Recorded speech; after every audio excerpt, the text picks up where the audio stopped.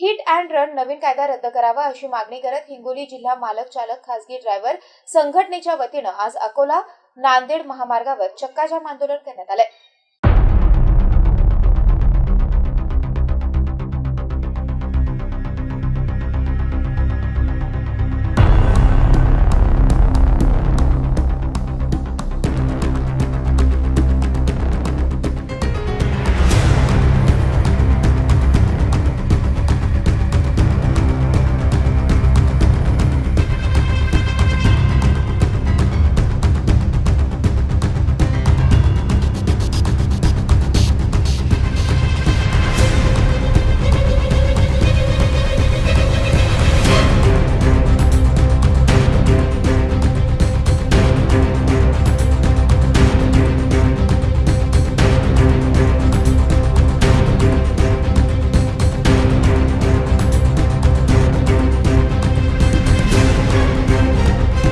हिंगोली जिल्हा मोटर मालक आमची संघटना आहे।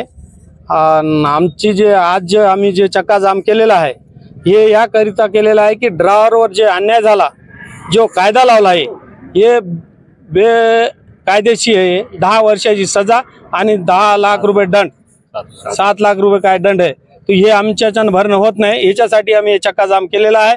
हे कानून जे आहे ना रद्द करावा याकरिता आम्ही इथं चक्का जाम हे शांततेने काम केलेलं आहे। सर्व हे आता पुढे पाहू वरचे कार्यकर्ता काय म्हणतात आमचे, तर त्यामुळे त्याच्यावर आज 3 वाजे किती लोक सहभागी ते सर्व 1000 लोक म्हणा, 800 लोक 700 लोक जे आहे ते आमचे सर्व समोरच कायदा वापस नाही घेतल्यात आम्ही चक्का डबल वापस नाहीच घेतला तर आम्ही जे आंदोलन आहे ते डबल आम्ही करू। कायदा रद्द करण्यात यावा।